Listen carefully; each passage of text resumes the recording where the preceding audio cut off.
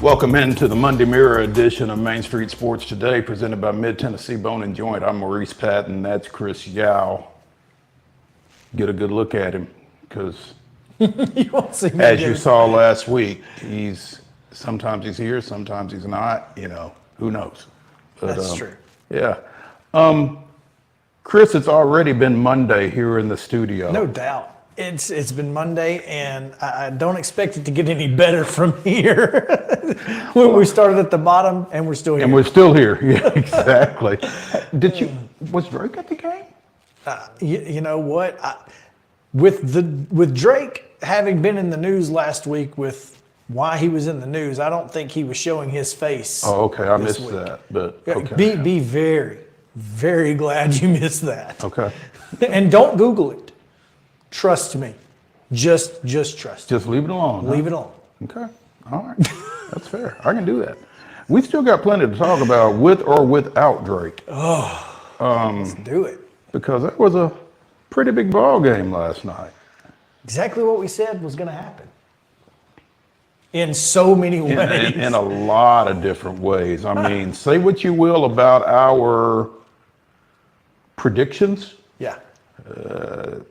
We know a little something, We- as Devontae Smith would say. We do, in fact, and cut out quite a bit of those those clips on Sunday and posted on the Twitter, and it was a really fun game. This Super Bowl, as we said on Friday, was one of the best Super Bowls that I can remember in a long time. We knew it was going to be a good game.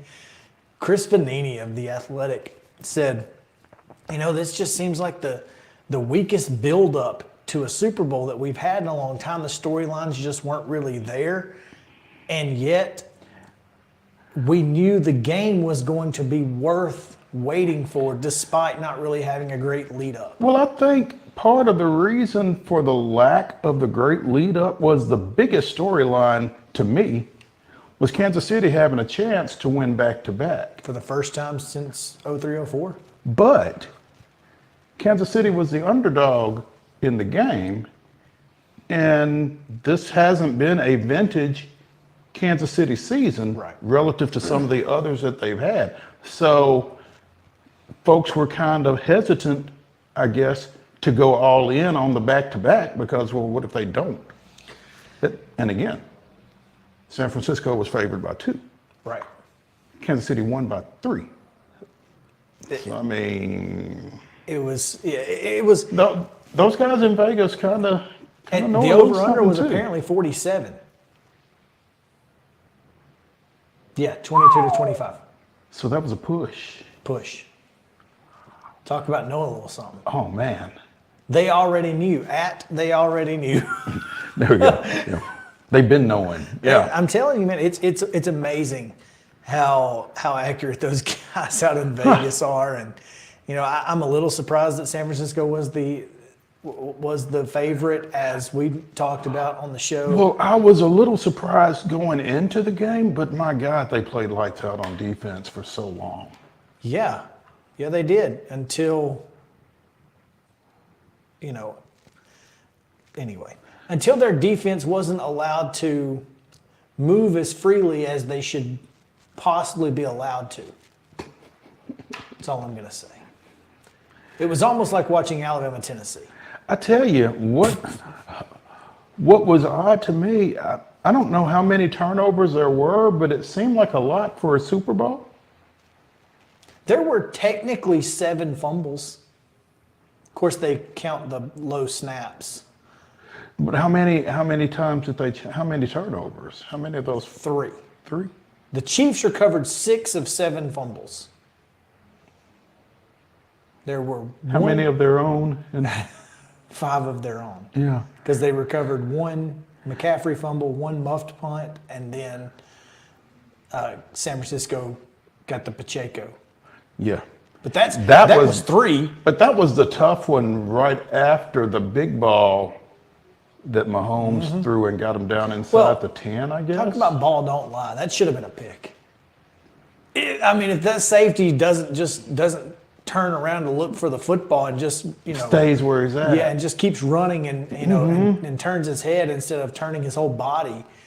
That's Because probably when he turned his whole body, he took himself out of the play. he slowed himself down too much. But it was a great ball by Mahomes, no doubt. But it probably should have been a pick, and the very next play, ball don't lie. One of the better balls Mahomes threw. I was sitting there watching the game, and for the longest, it's like he's trying to do too much. You mentioned that, and I don't know if it was on Twitter. I think it was, but you're right. I thought early in the game he was maybe trying to do a little bit more than he necessarily needed to.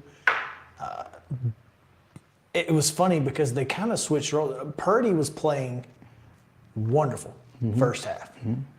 Then Kansas City defense starts getting a little, accustomed, starts making some adjustments, and next thing you know, the script's flipped, which is exactly what you expect.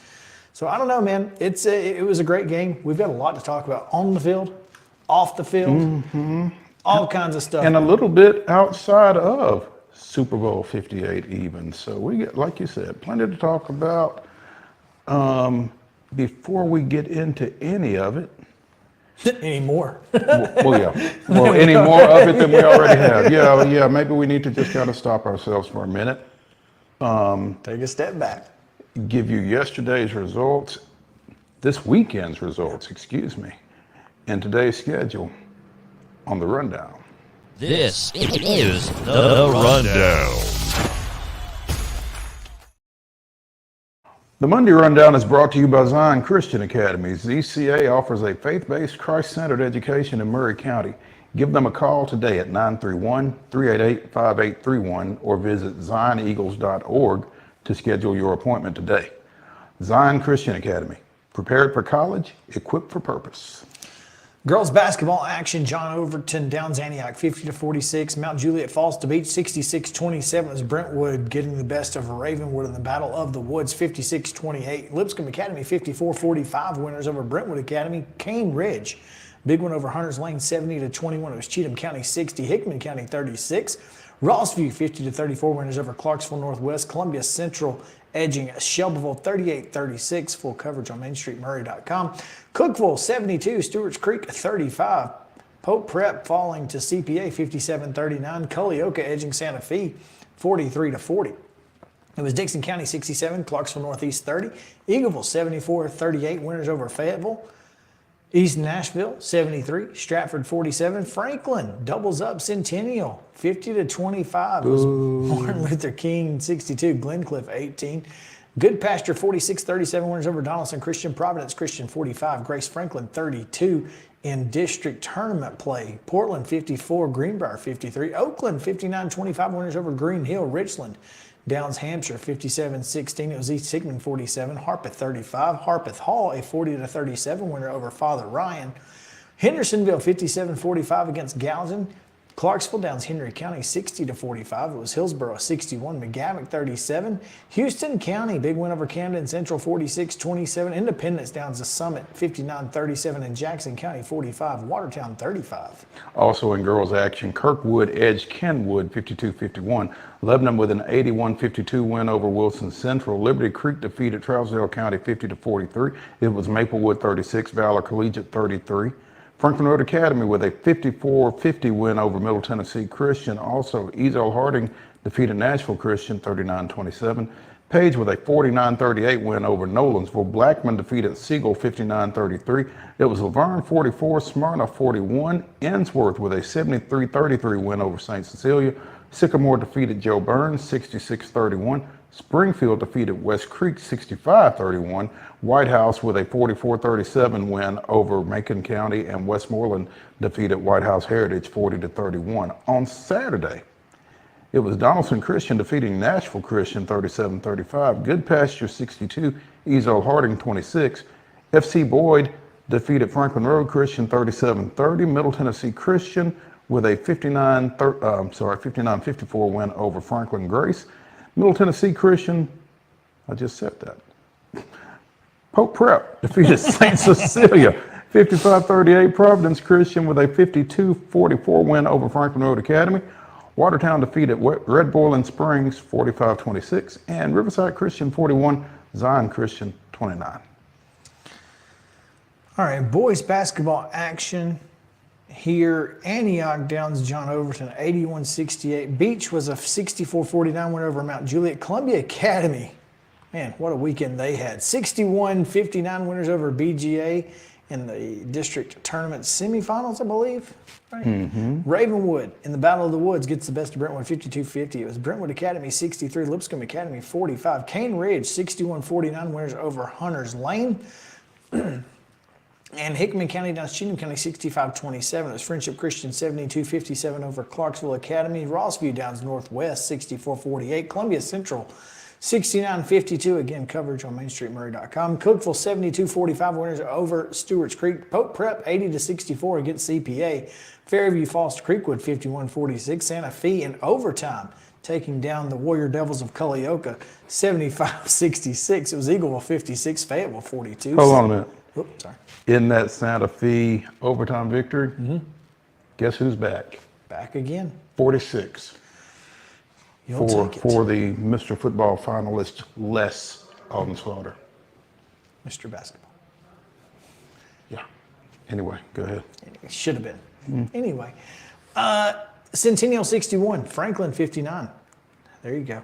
Martin Luther King 66-53 winners over Glencliff. Goodpasture 71-49 against Ezo Harding. Portland 49, Greenbrier 42. Green Hill 66-55 winners over Oakland. Hampshire falls to Richland 73-22. East Hickman 52. Harpeth 35. Gallatin 56-43 winners over Hendersonville. Henry County 66, Clarksville 54. Hillsborough was a 68-31 winner over McGavock. And Camden Central 69. Houston County 63. Also, Independence boys defeated Summit 70-37. Jackson County with a 67-36 win over Watertown. It was Hume Fogg 61, Lawson 49. Lebanon with a 48-43 win over Wilson Central. Liberty Creek defeated Trousdale County 55-49. Montgomery Bell Academy with a 67-47 win over Father Ryan. Montgomery Central 48, Fort Campbell, Kentucky 45. Nolensville Edge Page 53-52. Blackman with a 61-45 win over Siegel. Laverne defeated Smyrna 64-35. It was Station Camp 67, Pearlcombe 41. East Nashville with a 72-30 win over Stratford. Joe Burns defeated Sycamore 63-55. It was Providence Christian 68, Webb School 34. West Creek with a 72-44 win over Springfield. White House defeated Macon County 74-67, and Westmoreland edged White House Heritage 32-30. On Saturday, Webb School defeated Battleground Academy 52-47. Ezel Harding defeated Clarksville Academy 64-61. Columbia Academy in overtime gets a steal on a layup from Harrison Brownlee for the game winner in a 62-60 win over Providence Christian. Goodpasture defeated Friendship Christian 64-46. Loretto 57, Perry County 48. Watertown with a 48-47 win over Red Boiling Springs. And Zion Christian behind 36 points from Aiden Glenn downs Franklin Road Christian 61-54. In men's basketball action on Saturday, South Carolina comes to Memorial. Is that right? Is that in Nashville? Yes. Yeah. And gets out with a 75-60 win. Middle Tennessee State men 68, Florida International 66. Belmont defeats Valparaiso 96-78. Big win for the Bruins there. Tennessee State 77, Southeast Missouri State 74. This was tough to watch. Texas A&M 85, Tennessee 69. Talladega, right? Talladega 61, Fisk 55. Thomas More with a 75-68 win over Trevecca. And UT Southern defeated Faulkner 84-63. Women's basketball on Friday, Belmont falls to Missouri State, and Heather Williams applauds. 73-54 the final there. On Saturday, it was Middle Tennessee State, women's 73, Florida International 54. SEMO down Tennessee State 48-47 in a thriller there. Lipscomb 94-82 winners over North Florida. Austin Peay downs Jacksonville 75-69. Not a great trip for the folks from Florida up here. Fisk downs Talladega 81-44, and Faulkner women a 64-56 winner over UT Southern. On Sunday, Vanderbilt down Georgia 61-55, and Belmont defeated Southern Illinois 65-55. In the association, Grizzlies fall to the Hornets 115-106, and on the ice in overtime, the Preds in come from behind fashion did not lead in the game until they won it. 5-4 the final. in favor of the Predators. Man, You'll take it. you will take it. You will absolutely take it. High school basketball tonight. These are double headers. 6 o'clock starts with the girls, boys to follow. Are any of these tournament games? No, Okay. no. These are all regular season games. White House Heritage is at Greenbrier. Independence is at Nolensville. Franklin is at Page. Centennial is at Ravenwood. All wrapping up District 10 4A regular season play. Also, Macon County is at Portland. Liberty Creek is at Trousdale County, and Station Camp is at White House. Girls games. These are postseason games. Warren County is at Columbia Central. That's a 6 o'clock start. Pope Prep is at Christ Presbyterian at 6. Giles County is at Lawrence County at 6. Also, all of these are at 6. Brentwood Academy is at Lipscomb Academy. Houston County is at McEwen, and Shelbyville hosts Spring Hill. Those were all girls-only games, all 6 o'clock starts. On the boys' side, at 7 o'clock, Christ Presbyterian goes to Father Ryan, and Lipscomb Academy hosts Innsworth. Women's basketball tonight on the SEC Network, 6 o'clock tip.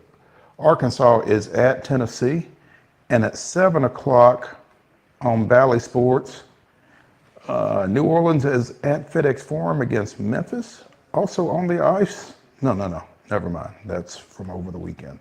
Disregard that. That is your rundown.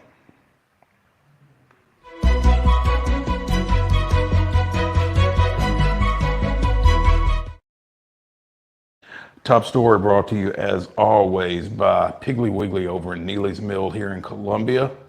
Be sure and get over there for your delicious daily deli lunch specials. You can also get hand-cut meats, and everything is cost plus 10% at the register. So again, be sure and check out Piggly Wiggly in Neely's Mill here in Columbia. Top story. Before last night, only one person had caught a touchdown pass and thrown for a touchdown in the same Super Bowl. And it was a quarterback, so it kind of makes sense. Nick Foles in Philadelphia's win with Doug Peterson, current Jacksonville coach, Doug Peterson. Well, yeah. Well, Nick's got company. Nick does have company. Nick's got company, and he's not a quarterback now, but he was. Couple of times. Yeah. Jawan Jennings, and he got the pass out of the way first. Yeah, went ahead and just, check that box early. Check that box, so I can work on the other one. Yeah, the other one's a little easier to accomplish when you're a receiver. Yeah. But Jawan Jennings got San Francisco on the board not on the board, I'm sorry, extended their lead to 10-0 with his touchdown pass to Christian McCaffrey. In the second quarter? Right? Yes, because the first quarter, I think, scoreless. It 0-0. Yeah. And then caught a touchdown pass to give the 49ers a 16-13 lead. Mm-hmm. And the point after was missed, blocked. And, man. And that's huge. Probably the most impactful play of the game. Offense, defense, and special teams, by the way. And both of the special teams miscues go against San Francisco, and here you are. Yeah, but you cannot say enough about how great Jawan Jennings was. You look at the stat line and you go, 4 catches, like 46 yards. I tell you what, who cares? If San Francisco had won that game in regulation, he was going to have a shot at MVP. I don't know who else it could have been. Again, he threw for a touchdown, he caught a touchdown. And they only scored 2 touchdowns. So I don't know who else it could have been. Yeah. Other than a defensive player, maybe, but it wasn't like they had anybody that was just special. Jawan Jennings was going to win Most Valuable Player. He was going to go to Disney World. He was going to get however much money they pay the person who says he's going to Disney World. Do they still do that? Yeah. It's such a minuscule amount of money. Unless you're Brock Purdy, then that's a. Is that you? What, yeah, it is me. Okay. Sorry. I heard honk and I was like, whoa, what did I say? Yeah, sorry, I was looking for something. But unless it's Brock Purdy, it's a minuscule amount of money. Brock Purdy's only getting paid $865,000. Yeah, Brock Purdy would have took it, no doubt. So both players who threw touchdown passes last night for the San Francisco 49ers were drafted in the 7th round of the draft.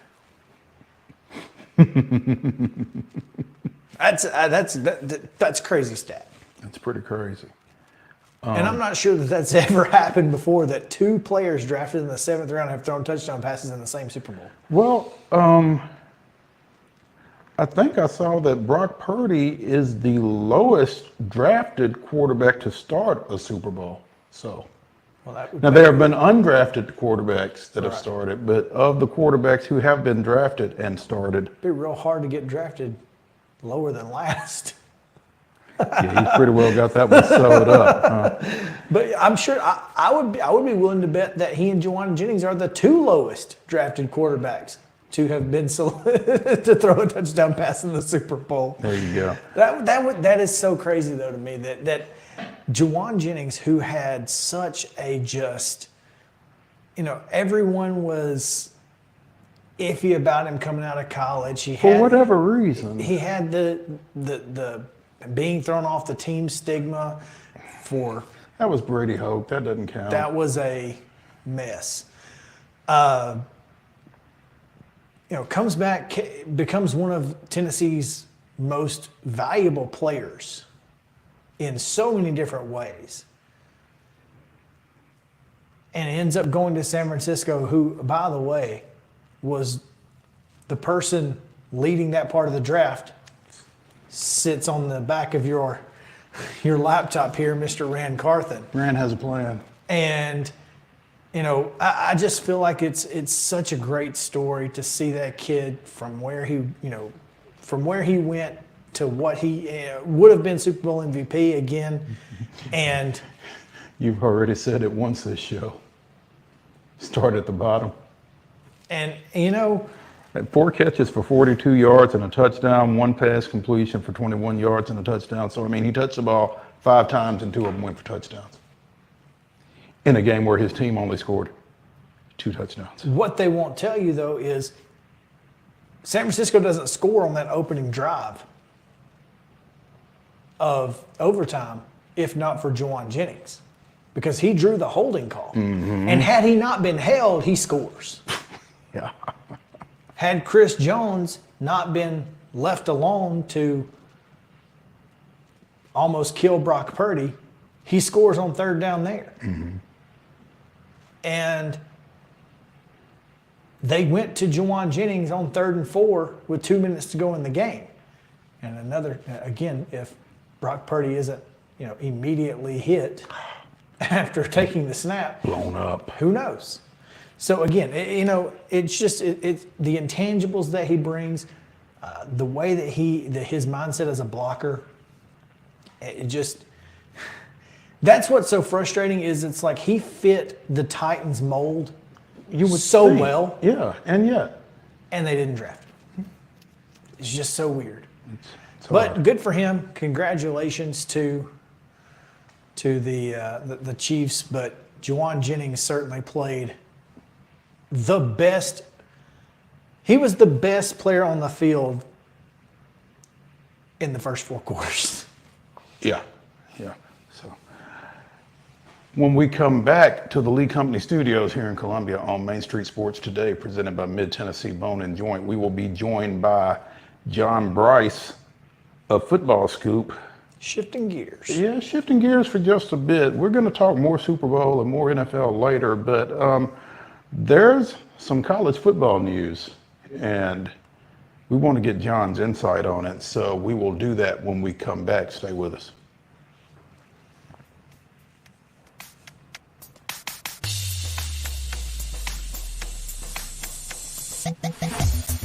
Mid-Tennessee Bone and Joint treats your orthopedic injuries and existing conditions. Our trained physicians will get you back in the game faster. Contact us at 931-381-2663 or www.mtbj.net. With Lee Company technology, the best handymen are hands-off. Lee Company techs have been using visual findings and other smart technology tools for years to add transparency and virtually take customers along. You see what we see, whether we're in a crawl space or on a roof. With Lee Company, technology helps us help you, no matter what's happening in the world or at your house. Jones & Lang Sporting Goods here in Columbia has been outfitting teams, officials, and anybody else from T-ball to college for 50 plus years. Be sure and check them out at 931-388-8060 or online at jonesandlang.com. Jones & Lang Sporting Goods, the look of a winner. Zion Christian Academy, zioneagles.org or 931-388-5731. You can schedule your appointment. Go tour their campus. It is beautiful over there, and you're definitely going to want to see it. Again, it's zioneagles.org. Give them a call, 931-388-5731, and schedule your tour today. Custom Stone Handler supplies over 600 distributors and suppliers with quality stone products. Along with River Stone, we produce and distribute over 100 building, landscape, and other bulk products. Our goal is to provide quality products, service, and partnerships to ensure our customers' success. We firmly believe that the measure of any person or company is how they treat other people and customers. Give them a call at 931-490-4990 or visit CustomStonehandlers.com. A game without a crowd is just a scrimmage. A performance without an audience is just a rehearsal. Without your presence, high school sports and the performing arts aren't possible. Ensure that these essential extracurricular activities continue to enrich the lives of students in Tennessee. Purchase a ticket to your local high school's game or performance. This message presented by the TSSAA.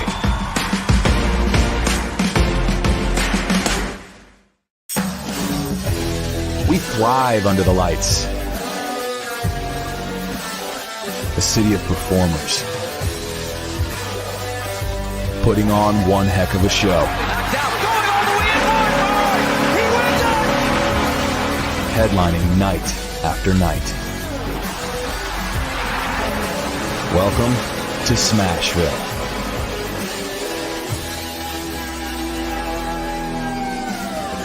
Mid-Tennessee Bone & Joint has been the official sports medicine provider for Murray County Schools for more than 40 years. We specialize in orthopedic service, and our Ortho Quick Walk-In Clinic lets you bypass the ER. Visit us online at www.mtbj.net.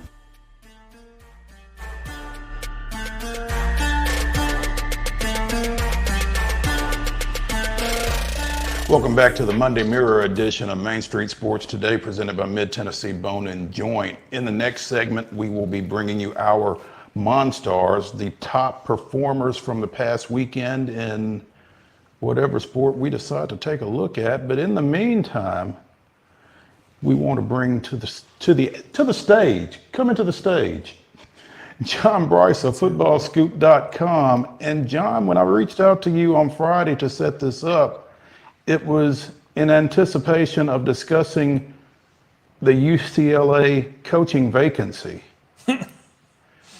That's been preempted.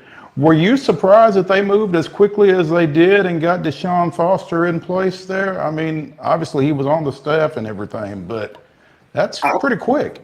Yeah, I thought it would be done by midweek at the latest, guys. Just timing is of the essence. I mean, there are programs around college football that will start spring camp later this month. Obviously, the second more traditional signing day just occurred. So there's a number of reasons to move swiftly. And let's also, despite the fact that Chip Kelly only technically left on Friday, let's be real here. That was a strange marriage that was basically an arranged marriage because Martin Jarmon had inherited Chip Kelly and did not hire him. And so Chip had been talking to NFL teams. It was just pervasive out there that Chip was looking for something else. And so because of that, I think Martin Jarmon was a bit more prepared and had already been doing a great deal of work behind the scenes. You know, I want to get to the Chip Kelly aspect of this in just a second, but speak to Deshaun Foster. He had been associate head coach for this past season. It's his alma mater. Obviously, he's got a lot of familiarity with the program, both as a player and a coach. I mean, are you surprised that this is the direction they went in, or would you have expected them to go maybe for a bigger name? Or I think that there are pros and cons to both, obviously. At this point in time, you probably weren't going to get a super established coach, and I would be concerned if you were able to get a super established coach, what it would say that he would be willing to leave his program this late in the stage. So I thought they would go the offensive coordinator route or defensive coordinator route. I thought it might end up being Tony White at Nebraska, who's also an alum. But I like this hire in terms of the energy. You know, it's a guy that loves UCLA, that truly wants to be at UCLA because he'd been there for an extended amount of time. Even after his playing career, he can point back to the early 2000s when UCLA was really good and that it did have a buzz in that town, a buzz that it's not really probably recreated since that time. And I think he'll be a good recruiter. I think he's very relatable. He can not only point to what he did at UCLA, but he can point to what he did in the pros, playing for 7 years after being a second-round draft pick. So I think for those things, he's got to surround himself with really good coaches. He's got to make really smart hires at the two coordinator positions and probably try to go a little bit older in those positions to help offset some of his inexperience. But I see the merits of this hire and think it's got a chance to re-energize UCLA.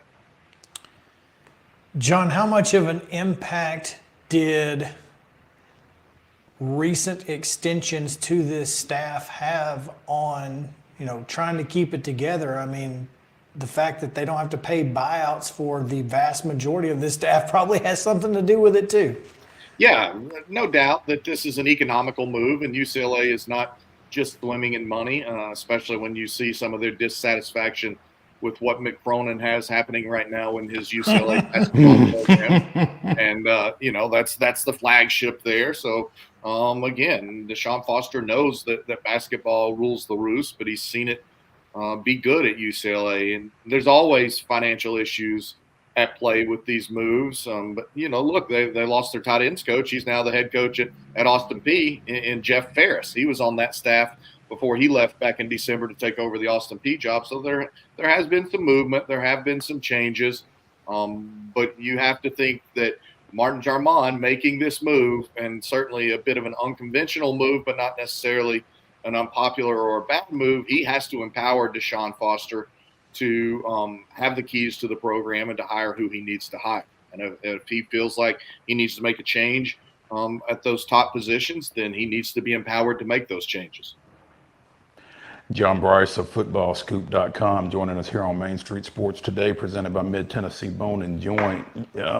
Bryce, you talked about Chip Kelly's impending departure, and it seems like it has been for 6 weeks or so. I mean, was it just, I'm not going back? I mean, was it just that simple, or what, and why? Yeah, I think that Martin Jarmon and Chip Kelly at this point in time didn't have a fractured relationship. They had a shattered, broken relationship. And, look, Chip Kelly technically just left a job where he's making about $6.2 million to go be the offensive play caller at Ohio State, where he'll make somewhere around $2 million.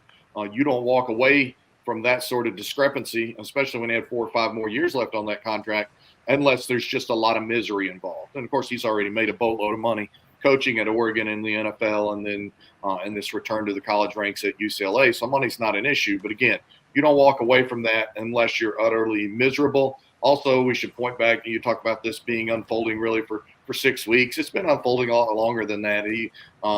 Chip Kelly felt like he was nearly fired at the end of the 22 season. And I believe he would have been let go if they'd lost to Southern Cal at the end of the 2023 season. There was a report that came out that week that Martin Jarmon had made plans or was prepared to fire Chip Kelly at the end of the week, late in the regular season for the Bruins. And then Chip Kelly and UCLA rallied and won that game and took another victory over their crosstown rival. And then Martin Jarmon just sort of didn't address it and didn't say Chip Kelly was utterly fine, but he also didn't say Chip Kelly was on his way out the door. So you just had this limbo situation. That's not healthy for recruiting. That's not healthy for your program. And I think this is a chance to move your program forward in a much more healthy manner. So this wasn't a situation where somebody got fatigued with the current state of college football then? I think it's far more fatigue in the relationship between the head man and the head football coach. So now, look, I don't want to understate the importance of so many coaches, and I know Chip has been outspoken and frustrated about NIL. You're still going to have NIL issues to deal with at Ohio State, although they seem to have their NIL on track and are going gangbusters since the first of the year between the portal and recruiting. But They seem fine. You know, if he was that fed up with it, he would have gone and taken a position coach job in the NFL if he could get one, or he would just retire. He clearly wants to still coach. He's very tight with Ryan Day. He's very tight with Justin Fry, so he has some natural relationships already built as he makes this transition across country and goes from the West Coast Big Ten to the Heartland Big Ten. Yeah, it's the shifting sands of college athletics never fail to disappoint these days. You mentioned him going to Ohio State. He and Ryan Day obviously have a history, but John, when you bring on a coach with as much head coaching experience as a Chip Kelly, speaking of pros and cons, I would imagine there are some to that for Ryan Day as well. But is this a situation where it's Big Ten / national championship or bust, literally, for Ryan Day this time around? Well, you better beat Michigan. That's first and foremost. There are people that would tell you he could go 1-11, and as long as he beat Michigan, he would be okay. But it's a critical year for Ryan Day, and let's acknowledge that Chip Kelly is replacing Bill O'Brien, so he had already made a bit of an unconventional hire in terms of hiring Bill O'Brien, a guy who's been a coach at a rival institution there in the Big Ten, and a guy who's been a coach and a GM for an extended amount of time in the NFL. I think that's smart for Ryan Day. I think that Ohio State improved leaps and bounds after hiring Jim Knowles away from Oklahoma State a couple of years ago to run the defense. And I think that an older veteran presence like this, especially Chip Kelly, is going to help Ryan Day focus more on being the head coach and not sort of drift back to wanting to be the offensive play caller. And we saw him, even though Brian Hartline was supposed to be calling things this past season for Ohio State, we saw Ryan Day very early on sort of retake the reins and, again, continue to orchestrate the Ohio State offense. And I think this provides a very strong alpha presence that will, in Chip Kelly, that will help Ryan Day trust him and overall help Ryan Day be better prepared to be the head coach. John, we are a couple days away. You just said it. We're a few days removed from the traditional signing day that has so little fanfare I forgot it happened. And that's unfortunate. Mm-hmm. But as close as we are, is this finally the end? Are you guys going to take a break over at Football Scoop and just breathe for a minute, coaching hires wise? Boy, I wish that was the case, but I don't know that we're quite there yet. There's still a lot of trickle down effect from the NFL that still have some assistant coaching openings. The NFL then can hire an assistant D-line coach in addition to a D-line coach. And what I can't stress enough, and said this on a couple of podcasts maybe last week, talked about it with the college official over the weekend, it's never been more evident than what it is right now that more college coaches than ever before are doing everything they can to try to get into the NFL, because college football, especially college athletics, is in disarray, but college football especially is in such disarray right now that so many coaches are looking for any avenue out of the sport, even in some cases voluntarily taking multiple $100,000 pay cuts to get started in the NFL because of NIL, because of the transfer portal, because roster management isn't a new term. It's almost the ubiquitous term right now when you're assessing a college football program.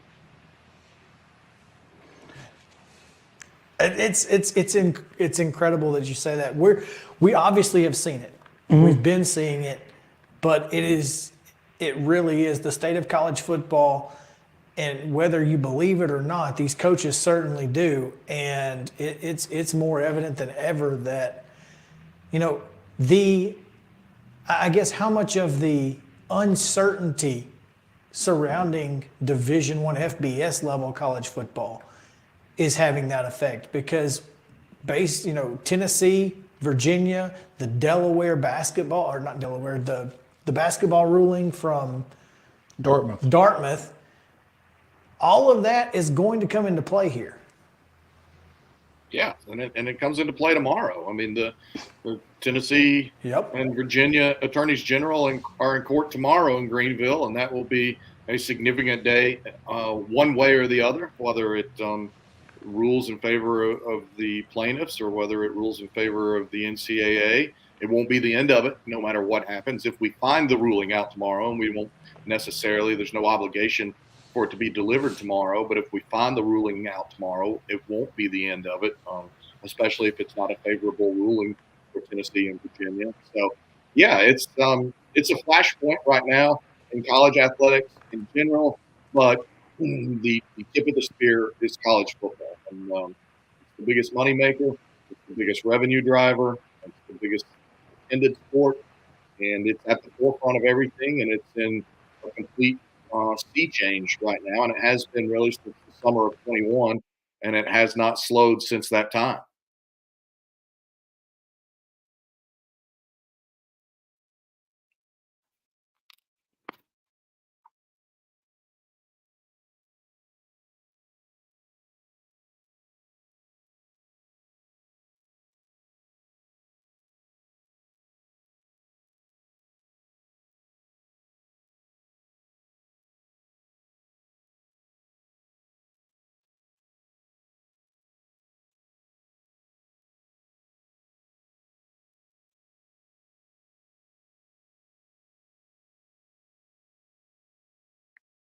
Mid-Tennessee Bone & Joint treats your orthopedic injuries and existing conditions. Our trained physicians will get you back in the game faster. Contact us at 931-381-2663 or www.mtbj.net.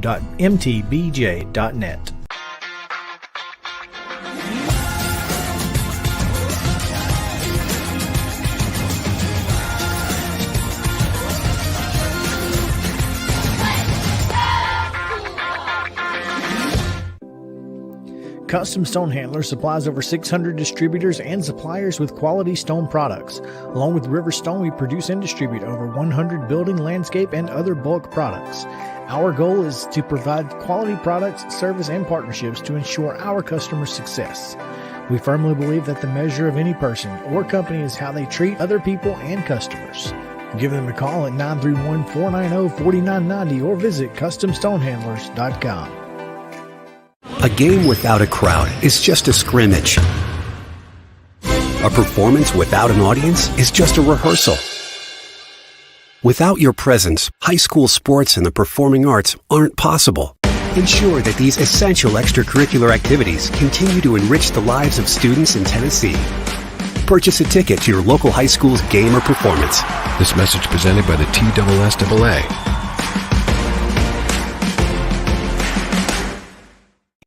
With Lee Company technology, the best handymen are hands-off. Lee Company techs have been using visual findings and other smart technology tools for years to add transparency and virtually take customers along. You see what we see, whether we're in a crawl space or on a roof.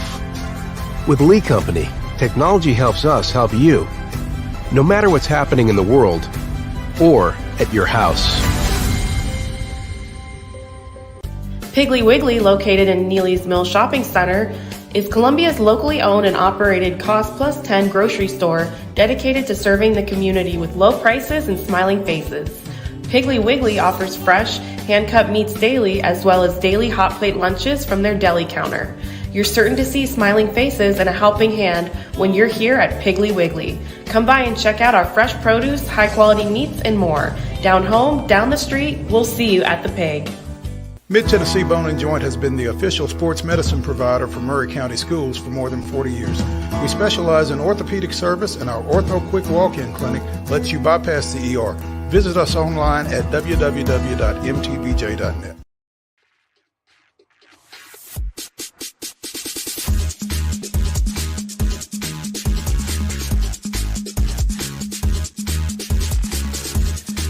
Wow. We said it was Monday before the show started. It's still Monday. Fortunately, John Bryce is still with us. Not sure what happened there at the end of that last segment, John, but we appreciate you sticking with us through it, and hope to get you on for a full segment without interruption here real soon. But we appreciate you taking some time with us. Yeah, no problem at all. Just wanted to make sure we had wrapped it up there. And yeah, we were talking about the court case tomorrow, and we won't have a real clear answer. We won't necessarily have a real clear answer tomorrow, but if there is a ruling, then that will be another landmark moment in what has been really nonstop chaos since 2021. That summer of 2021, they changed the transfer portal. They basically opened up NIL, and then we had the dominoes begin to start falling in realignment, as well as the setup for the 12-team playoff being announced.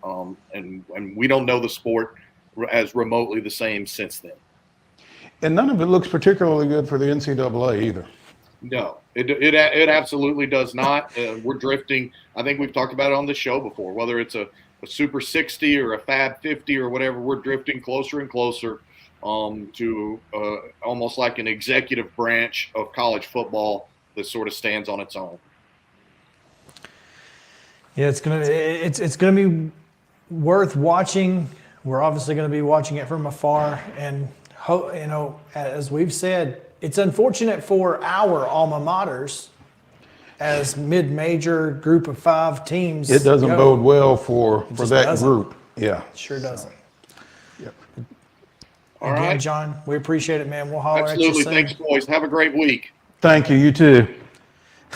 The iffy whiffy. Hey, no doubt. Hey, we haven't had iffy whiffy mentioned in a while, but yeah, we haven't needed to, but certainly geezer with the pull. Something went awry. Yeah. Yes. So how about some MON-STARS? let's do some MON-STARS as we typically do right about now on Monday. We get into some of our top individual performers from the previous weekend. And so, Chris, who would be one of your top individual performers from the previous weekend? Well, let's start in women's basketball. Probably the most watched women's basketball game of the regular season to this point on Sunday, as Iowa and Nebraska played a heck of a basketball game. I don't know if you guys got a chance to watch or not, but holy crap, it was worth every moment spent watching. And you cannot tell the story of this game without telling the story of Jaz Shelley. 23 points for the Nebraska guard out of Australia. So I know that our friend Ian is probably very happy to hear Jaz Shelley not only with the go-ahead tray to put her team up by 1 with about a minute to go, also knocked down all 4 free throws as Iowa was fouling and trying to get back in the game. Jaz Shelley is my first MON-STAR. You're saying that Nebraska defeated? Nebraska 82, Iowa 79 behind a 27-10 fourth quarter performance. You mean 27-10. the Fighting Caitlin Clarks lost? They did, yes. It does happen. Well, apparently. Only 3 times, but it does happen. Despite her nearly going for a triple-double. Wow. 31, 8, and 10. And she became the 6th player in the history of women's college basketball to have 1,000 career assists. So she's not only going to hold the scoring record by the end of the week this week, she will also be one of 6 to have 1,000. She will have accounted for more than 5,500 points in her career, which may be the most absurd women's college basketball stat of all time. That's pretty, yeah. I'm going to stay in women's basketball, but I'm going to do it a little closer to home. Savannah Wheeler averaged 25.5 points, 8.5 assists last week as MTSU went 2-0 with a pair of home court victories, including a 73-54 win Saturday over Florida International. Had a double-double in that one, 31 points, 11 assists. So big weekend for Savannah Wheeler, finishing up with the Conference USA Player of the Week award for the third time this season. She's pretty good. Courtney Whitson hit a landmark to 1,000 rebounds. Yeah, in the Liberty game, I believe that was. So yeah. Cannot stand that woman enough. Seriously. I mean, friend of the show, but also just... She's just the real deal. She, as Rick Insell stated in the Liberty postgame presser, you know, she could be frustrated. She's only averaging 9 points a game, 3-time all-conference selection, but she has put the team above herself in every facet of her game, and sometimes to her detriment and to the team's detriment. At points, he's like, I have to tell her to shoot the basketball. But, you know, cannot tell you how much we love Courtney Whitson. And here's the thing. Main Street Sports today. You hope that players like that get their reward in the end. And you feel like she will. No doubt, no doubt. All right, let's go. I mean, I don't know if I want to. I don't know if I want to go with the obvious, since we've talked about him all show, or we'll just go with Harrison Butker, who very well could have been the MVP. He could have been if he had a game winner last night. Right. Harrison Butker was, perfect, and had to be, and now holds the Super Bowl record for longest field goal in a Super Bowl, after breaking the record previously held by Money Moody, the guy who was kicking against him. Against him, who that made a poor 55-yarder early. Yeah, his record lasted for all of an hour. Yeah, he broke the record that had been over 57 Super Bowls, and then an hour later he no longer holds the record. Yeah. So anyway, I'll give him my MON-STAR number 2. Okay. My MON-STAR number 2 is going to stay in last night's game. Christian McCaffrey walked in and said, I didn't lose. Y'all lost. 22 carries, 80 yards, 8 catches for 80 yards and a touchdown. 160 yards from scrimmage on 30 touches.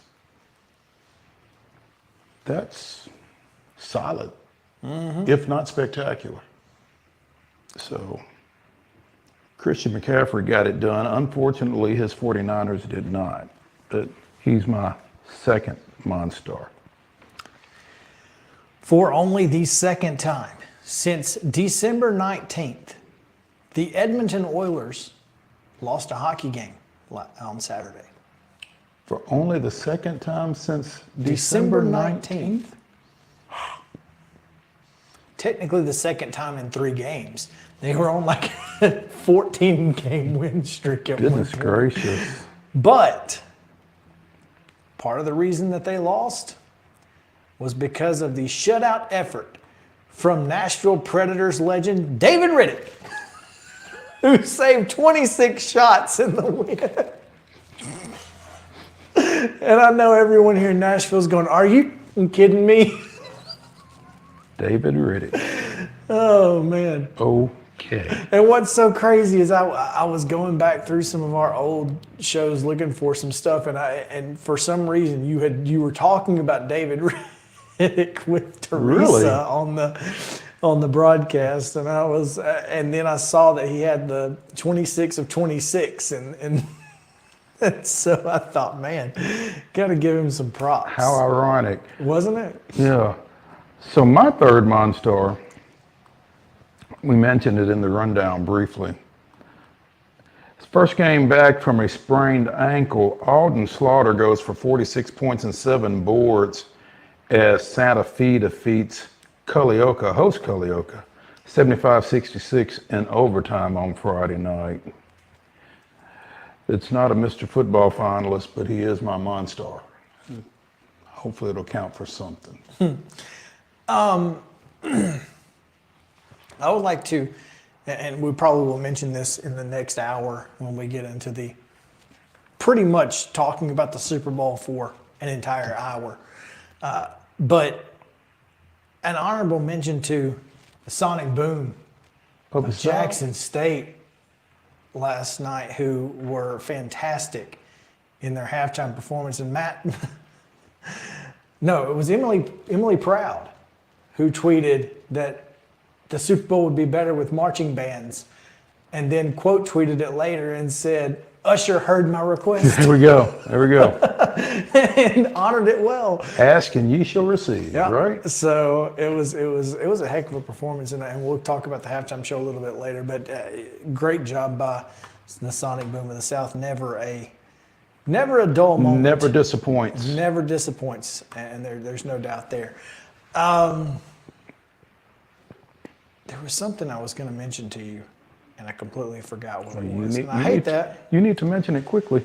No, I forgot what it was. So well. It is what it is. Okay. What is it? Speak now or forever hold your peace? Yep. Yeah. And I'm just going to have to hold it. All right.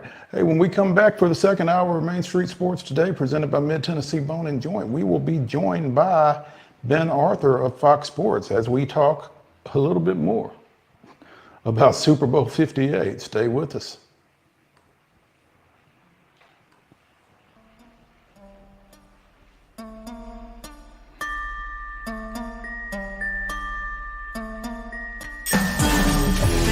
We thrive under the lights.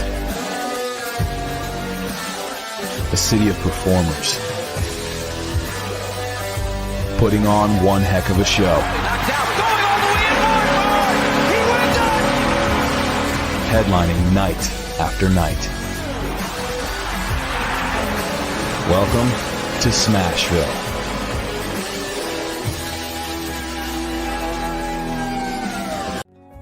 Since 1975, Mid-Tennessee Bone and Joint Clinic has treated the orthopedic needs of Middle Tennessee residents. The trained physicians provide surgical options and minimally invasive options to treat all orthopedic needs. The walk-in clinic, OrthoQuick, helps you bypass the ER while treating sports injuries and acute needs Monday through Saturday. Visit MTBJ online at mtbj.net or on social media at Mid-Tennessee Bone Joint Clinic.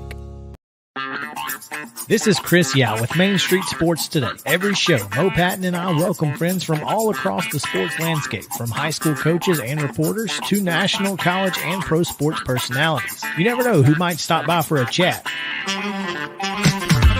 AP Tennessee Sports Editor, three-time Tennessee Sports Writer of the Year 2020 TSWA Hall of Famer. She covers the Titans, the Predators, the Grizzlies, college football, and hoops. Please make welcome Teresa Walker. Former University of Tennessee, former Team USA Olympian, ex-Cy Young Award winner, R.A. Dickey. R.A., did I miss anything? Man, that was sweet. Yeah, I need to listen to that before I go to bed every night. That was nice. Has 5 sports Emmys. That's not bad for the other guy in Wham, Ryan McGee. The other guy in Wham married the best looking girl, Bananarama. So the other guy in Wham had a pretty good life. From preps to pros, we're taking on the sports topics you care about. Tune in across Main Street Media social platforms at 2 p.m. or on demand on your podcast distribution platform of choice.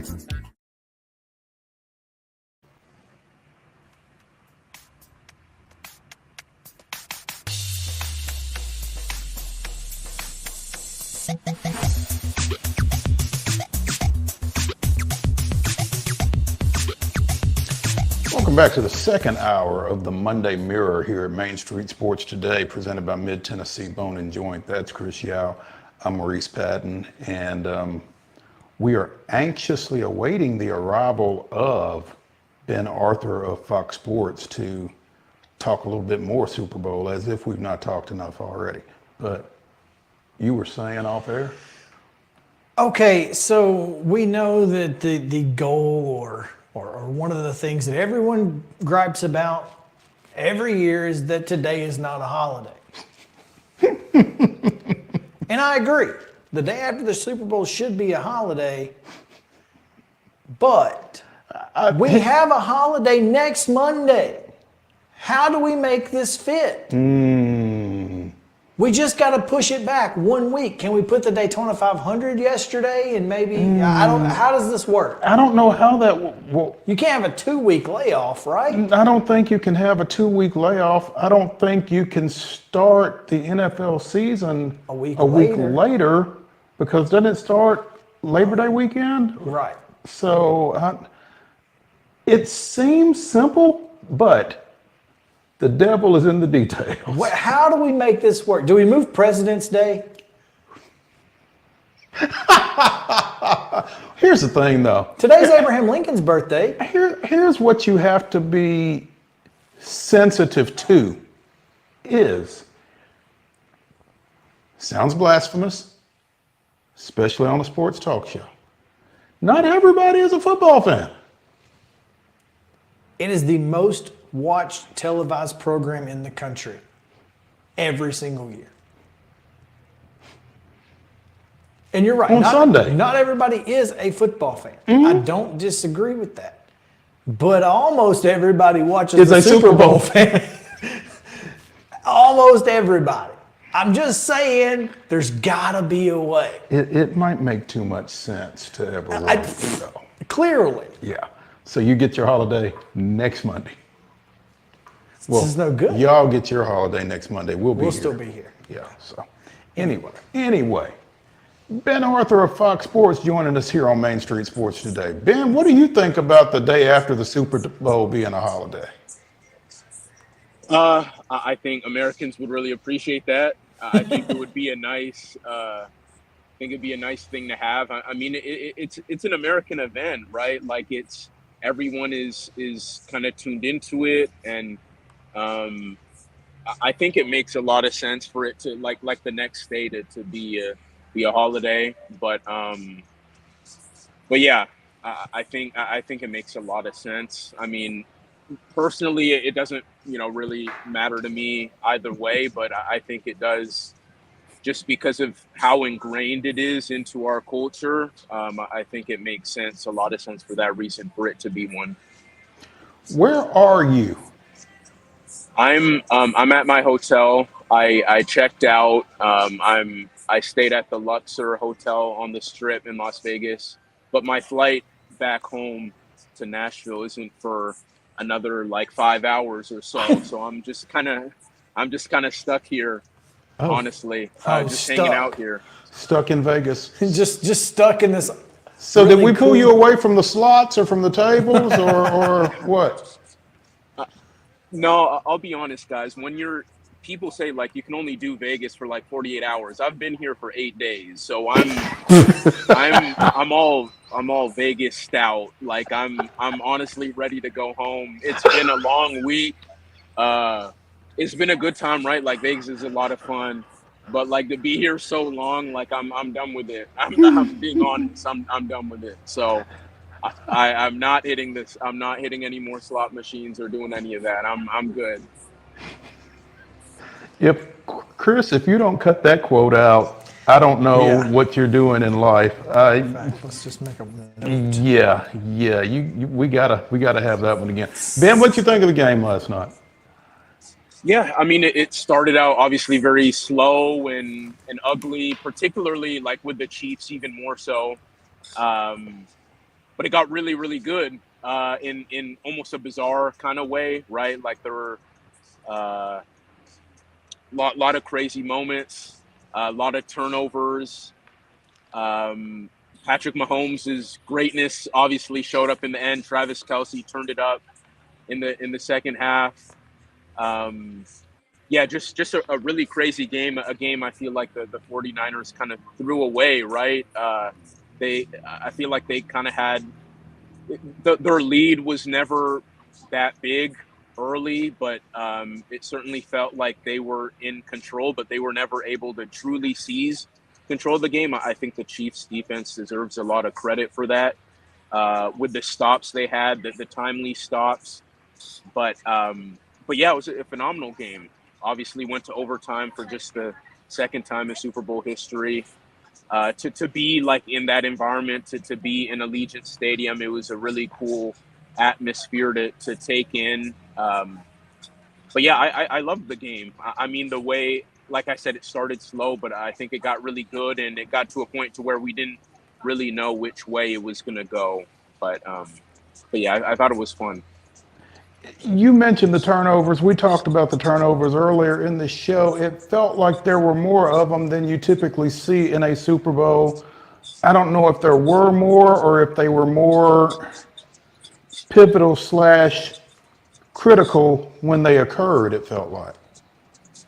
Yeah. I mean, I don't know historically, like the number of turnovers there were, like how it ranks the previous Super Bowls. I believe I believe there were 4 turnovers, and some of the people turning the ball over, like Christian McCaffrey, all-world running back, turning the ball over, like just outside the red zone. Patrick Mahomes throwing an interception that first possession in the third quarter when the Chiefs really needed to start to turn it around.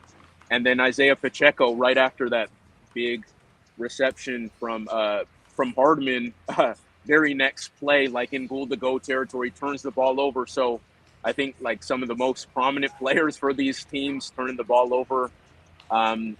It just kind of went back to the fact like how it was such a sloppy game in a way. Like it was close, but it was kind of a sloppy close in many ways. But yeah, I don't know how like the amount of turnovers, how it ranks to previous Super Bowls. Mm-hmm. But yeah, it definitely felt like a lot, and there were even more like lost. There were a couple more lost like fumbles, but that didn't actually result in turnovers too. So like the ball security wasn't really great the entire night, which I guess just kind of added to the drama of it, which kind of made it fun in a way too.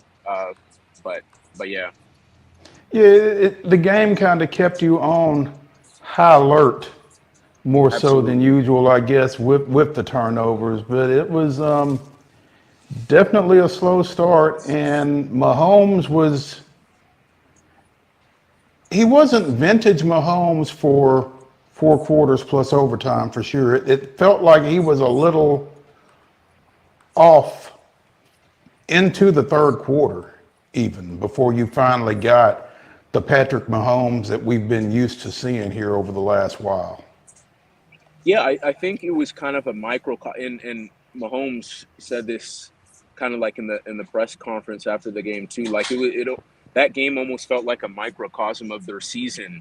Like these Chiefs, these 2023 Super Bowl winning Chiefs, like this is a different iteration than what the Chiefs have been in previous years when they're just this offensive juggernaut and it looked really good offensively and they're super explosive and dynamic and super creative.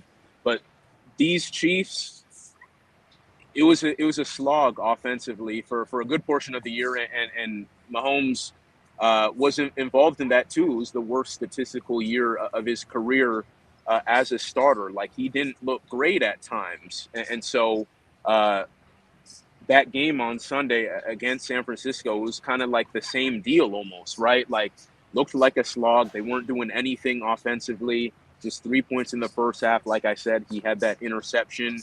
Didn't have a lot going on. I think the pressure that Mahomes was facing too played a role too. Like Chase Young and Nick Bosa had some good moments in the game too.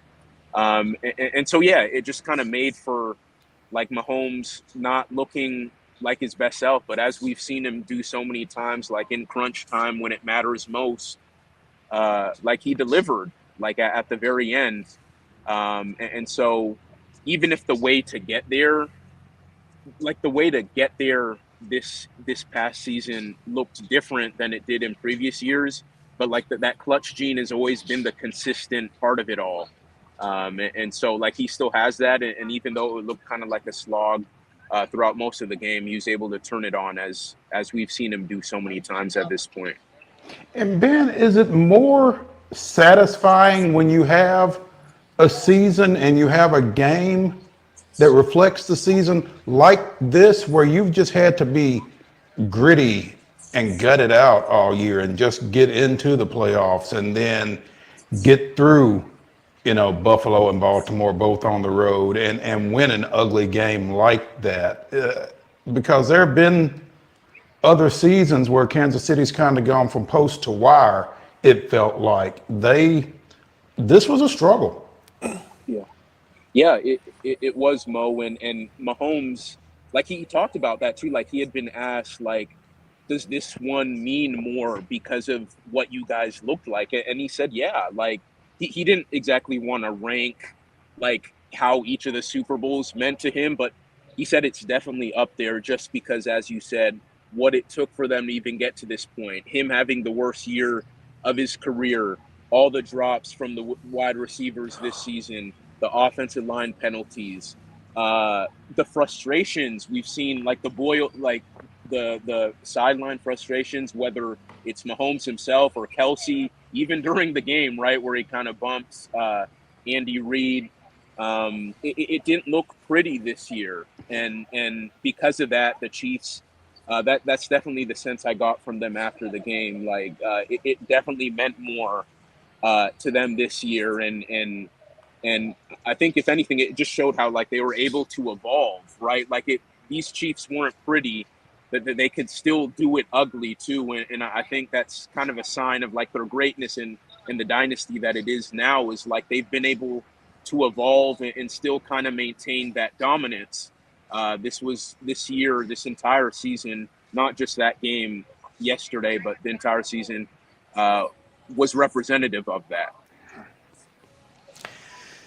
Ben, I want to shift gears to a little less on-field stuff, just the atmosphere of Vegas. And I've said on this show, or I've asked on this show, is the Vegas experiment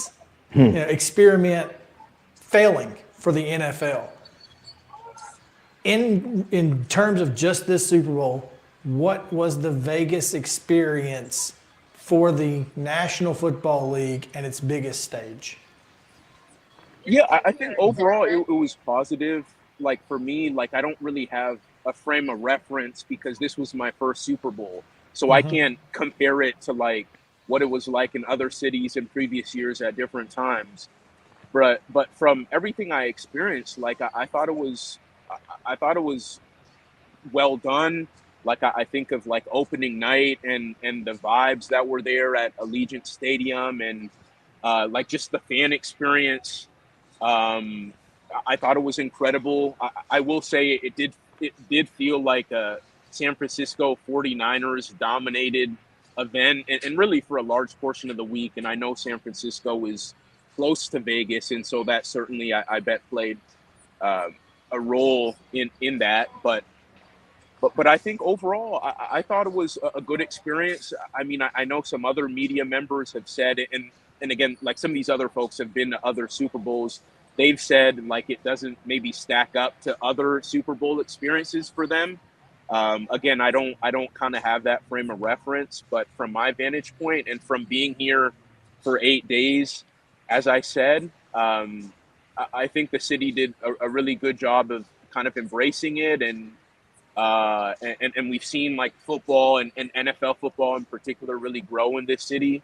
And what they've done with Allegiant Stadium, it's a gorgeous stadium. It's probably a top 3 stadium I've been to, and I've been to like a lot of stadiums at this point.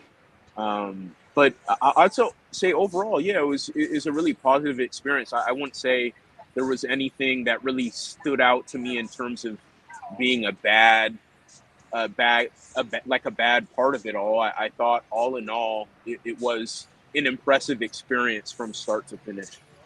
Yeah, I mean, in this situation, obviously with all of the people who are coming into town, there's a lot going on and a lot of ways to stay out of trouble, but also a lot of ways to get into it. And the fact that we didn't have a major story, of someone getting too excited or too drunk or whatever and doing something crazy is pretty impressive. So hats off to everyone who came to town and conducted their business correctly without, with all intents and purposes, protecting the shield. Yeah. We thought it was interesting that both teams stayed a pretty good distance away from the strip. I think both team hotels, I think the number was 25 miles. One of them, however, did have its fire alarm pulled. Yeah, a little hijinks for the 49ers apparently. But Ben Arthur of Fox Sports joining us here on Main Street Sports today.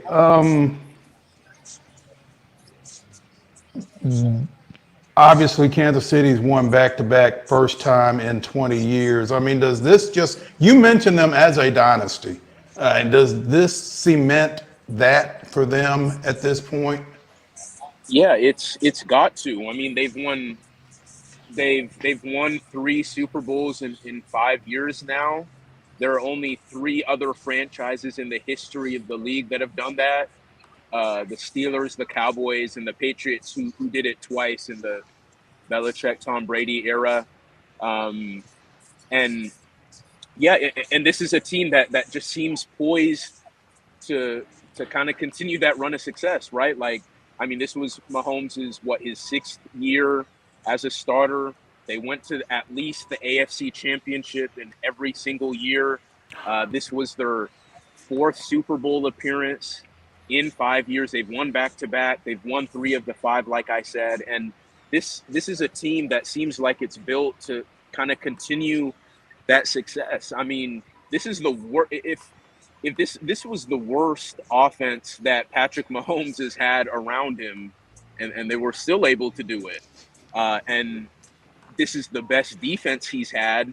And the thing about the defense too is that it was the youngest defense in the NFL this season by like average age, and like their starters like 20, like age of 25, and they were like number 2 in points allowed. They were number 2 in total defense. Like, this is a defense that's only going to continue to get better. Obviously, they have to re-sign Chris Jones and cornerback L'Jarius Sneed, which could be difficult, and the Chiefs are going to have to work through that. But this is a Chiefs defense that's poised to continue to ascend, to continue to lead this team. And if the Chiefs can work to kind of build back up this offense around Pat Mahomes, like the wide receivers, getting some more depth there, and Rashee Rice, I think, is only going to continue to take off. I think he could be one of the best wide receivers in the NFL in due time.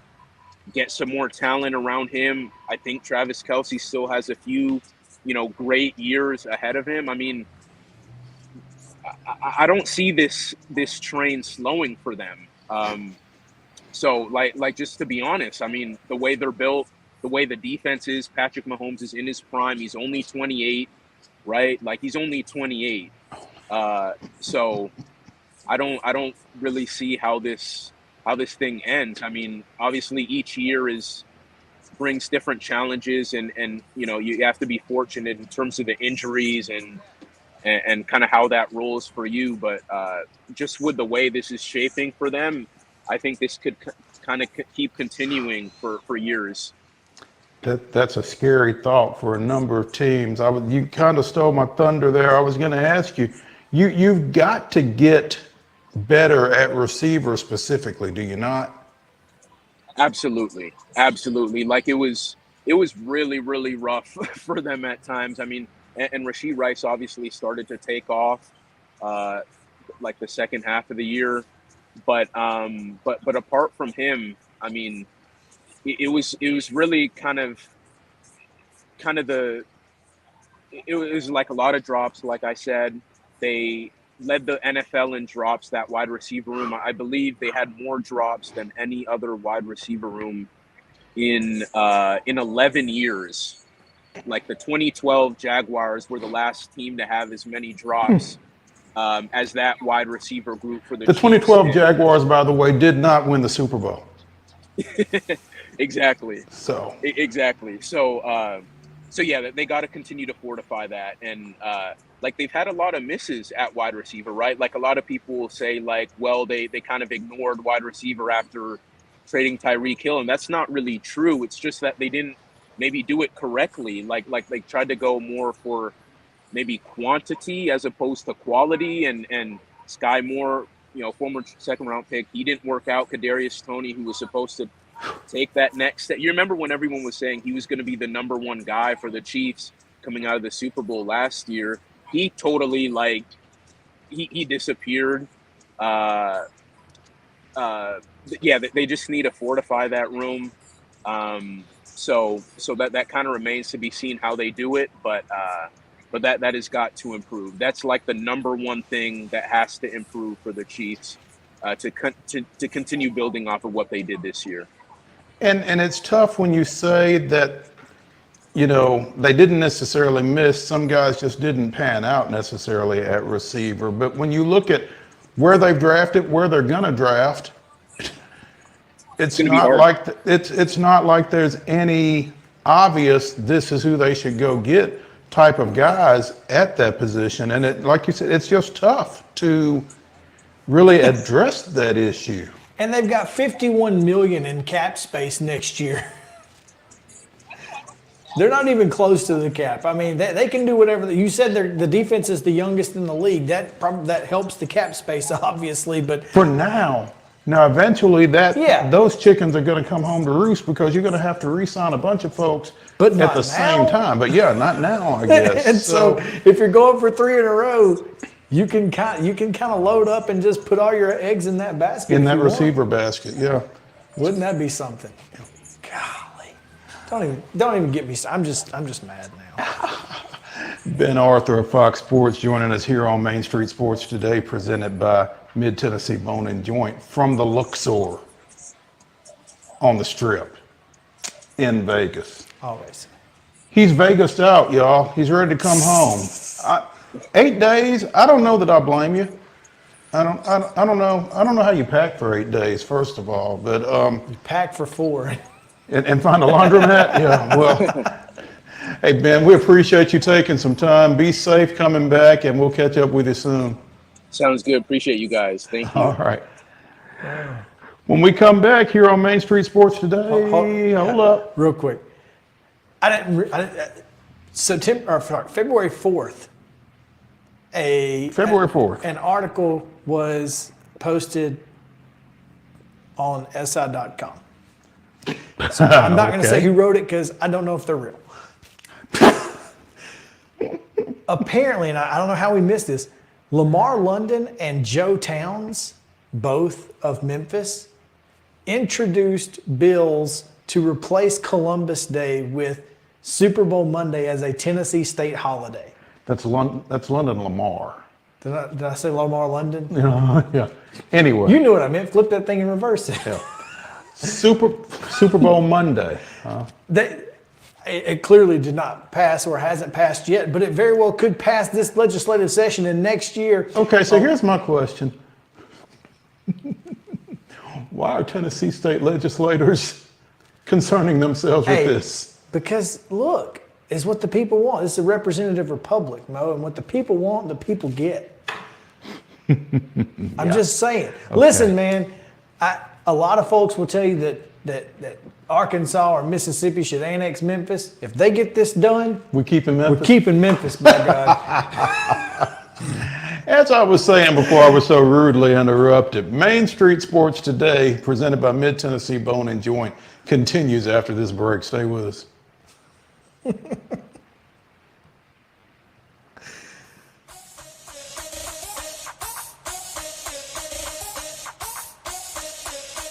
Mid-Tennessee Bone and Joint treats your orthopedic injuries and existing conditions. Our trained physicians will get you back in the game faster.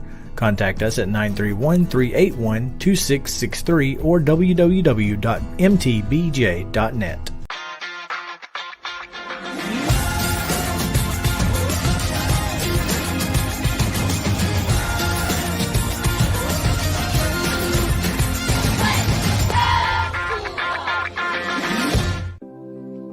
Custom Stone Handler supplies over 600 distributors and suppliers with quality stone products. Along with River Stone, we produce and distribute over 100 building, landscape, and other bulk products. Our goal is to provide quality products, service, and partnerships to ensure our customers' success. We firmly believe that the measure of any person or company is how they treat other people and customers. Give them a call at 931-490-4990 or visit CustomStonehandlers.com. A game without a crowd is just a scrimmage. A performance without an audience is just a rehearsal. Without your presence, high school sports and the performing arts aren't possible. Ensure that these essential extracurricular activities continue to enrich the lives of students in Tennessee. Purchase a ticket to your local high school's game or performance. This message presented by the TSSAA.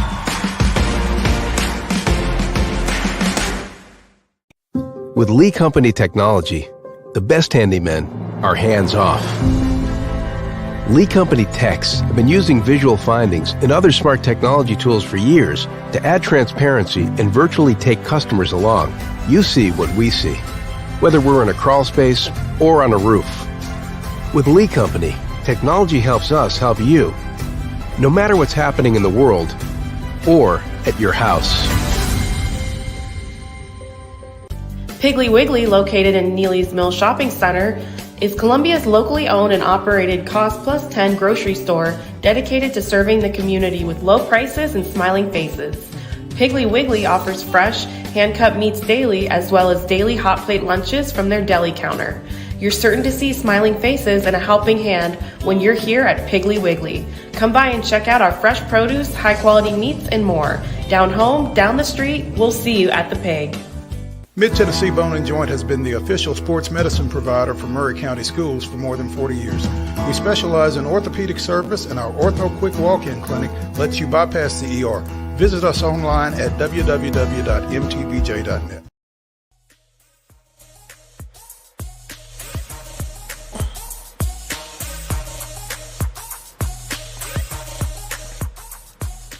All Super Bowl all the time, at least in this hour, here on Main Street Sports Today, presented by Mid-Tennessee Bone and Joint.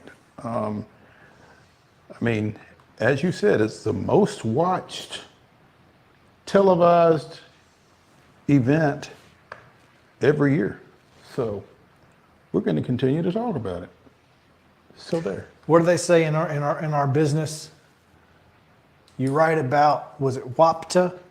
What are people talking about? Well, this is what they're talking about, so this is what we're talking about. Every single person at the water cooler this morning. Let's start with on the field things that happened, not issues. Yeah. Well, I don't know. This first one is probably an issue because we are 90 minutes into the show and we've only made passing mention of it in the last segment. I'll tell you, my Facebook is blowing up regarding the Travis Kelce, Andy Reid dust up. And, you know, I've never been an athlete. I've been involved in some athletic events, I guess. But I know that there is a lot of emotion, and sometimes it is not properly channeled. And fortunately, when I've not properly channeled mine, I've at least gotten a little grace out of it. I don't know that a person's conduct in a highly stressful situation such as the Super Bowl is what somebody necessarily deserves to be judged off of as to how they conduct themselves in their everyday life. Particularly after the event that took place. Yeah. For whatever reason, Travis Kelce wasn't on the field for the play where Isaiah Pacheco fumbled. And I guess, judging by his reaction, he must have gotten pulled out of the game for that play. It does appear. And was not happy about now, I don't know, had he been on the field, if there would have been a different play called, or if the play call was what forced him off the field, I don't know. But clearly, he was upset. Clearly, Andy Reid is willing to let it go. Andy Reid was so cool, calm, and collected during the whole thing. It's just like, it's almost as if it wasn't something he had not dealt with before.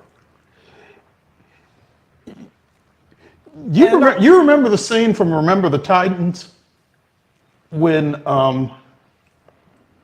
Denzel Washington's character is in the official's ear on the sideline? Mm-hmm. He's lining up off sides, and that guy's just stone-faced looking at the whole time. No. That was kind of Andy Reid and Travis Kelce. He had zero. It's like care. Okay, is he here? Okay, get on. You know, it's like just okay. We got a game to play, bro. And I do think that the play call is what forced him off the field. I think that's why Kelce was upset. I don't know if Jim Nantz and Tony Romo kind of, I guess, speculated that he was upset because don't leave it up to a backup to block in that situation because, again, that's what happened. The backup tight end missed the block and Chico got tackled and fumbled. And so, like, that's a problem. Don't leave it up to him in that situation or whatever. Or if he said, if you'd just given me the ball, I would have scored. That could have been, or at least we'd still have the ball. Could have been any number of things, and we don't know.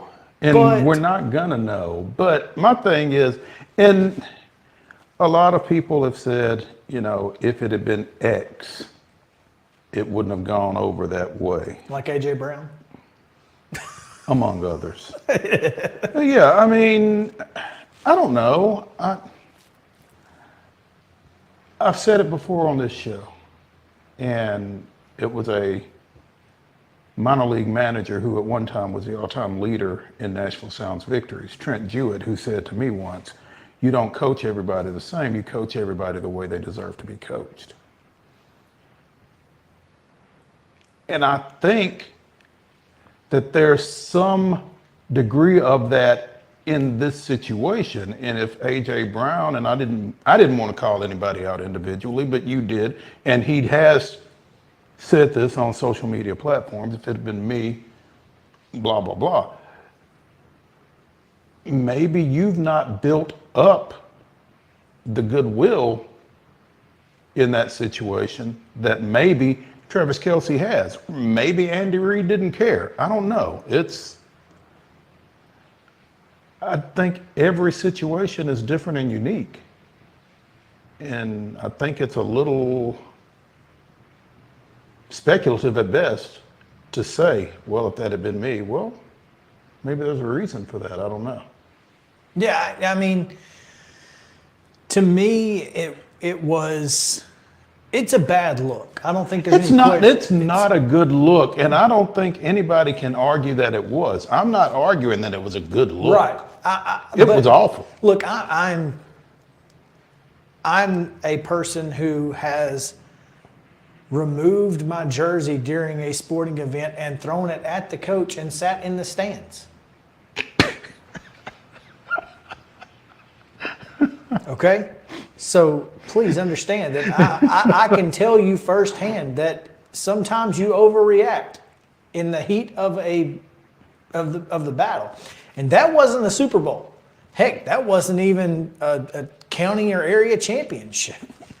I mean, it was just a game. But, but competitors are competitors. And the level of attitude that you have to be successful at the level Travis Kelce is successful at in the NFL, you're going to get that sometimes. And yeah, they clearly have a really good relationship. I mean, based off everything we heard post game, you gotta tip your hat. And look, this may be a situation that Andy Reid handles privately with Travis Kelce. If you ever do this again, I promise you, I will pop you in the mouth. Right there in front of God and everybody, just like you shoved me in front of God and everybody. You get one, I will pull your pants down the middle of this grocery store and whip your behind kind of thing. Yeah. If I have to. But credit to both of them for handling it, how they've handled it, and for any future handling of the situation. Being out of the public's eye, it appears that I feel like it's been handled, and you can't judge someone off of their worst moment. Yeah. It's like as I posted on my Facebook. I mean, I've been thrown out of multiple as in more than one. That's exactly. Summer league baseball games where there was nothing on the line, Right. And it's not anything that I'm necessarily proud of, but I'm not ashamed of it either. You just have to understand that the situation's a situation. Yeah. So, but I don't think that makes me a deranged lunatic. No. And I don't think this makes And Travis Kelce yeah. a bad person. So that's just me. Or that Taylor Swift should run because of, come on, let's calm down. No. Anyway, Continue. Because you had other thoughts. Well, yeah, let's move on, I guess. How do we feel about Brock Purdy? I think Brock Purdy's a good quarterback. I think that he's a good quarterback for San Francisco because they have so much around him. He's a young quarterback. He's got some growing up to do. He's going to do it. He's going to be a problem. I would agree with that. I agree. I think Brock Purdy is one of the 15. Yeah. And anyone who thinks differently, to me, is I'm not quite sure what they're looking at. Yeah. Is looking at his draft status, is looking at the guy completed 60% of his passes for 255 yards, didn't turn the ball over, and had a go-ahead touchdown in the fourth quarter. And I'm not sure what more necessarily he could have done last night. If you watched that football game and didn't realize that Brock Purdy was under almost constant pressure. Well, I don't know about that because there was a lot of holding going on up front by the 49ers that they couldn't get to him, that the Chiefs couldn't get to him. I think he was under more pressure in the second half. That's what I'm saying. I think obviously, if you look at the statistics of the two halves, the adjustments made by Kansas City on Spags when he blitzed, how he blitzed, disguising the blitz, he just did a really good job of confusing the young offensive line for San Francisco, and that's why he struggled a little bit more in the second half. That being said, in the fourth quarter, when he could have folded, he threw a touchdown pass to Juwan Jennings. And I know that Christian McCaffrey had 30 touches, but that doesn't take away from the fact that Brock Purdy was effective in doing what he was supposed to do. Sure. I think Brock Purdy's one of the 15. And for those of you who don't know what that means, there are 15 people in the entire world who can play the quarterback position in the National Football League at a high level, which, as you know, there are more than 15 teams in the National Football League. So draw your own conclusions. Go from there with what you will. Yeah. But, to me, Brock Purdy is a capable and effective quarterback, particularly in the Shanahan system, for San Francisco. Let's talk about the Shanahan system for just a second. Let's talk about Shanahan, Kyle, for just a second. Speaking of Mike, did you see him consoling Juwan after the game? Having a conversation with him post-game? No, I did not. It was pretty cool. Huh. Pretty It cool is moment. pretty cool. As we've mentioned in passing, there have now been 2 overtime games in Super Bowl history.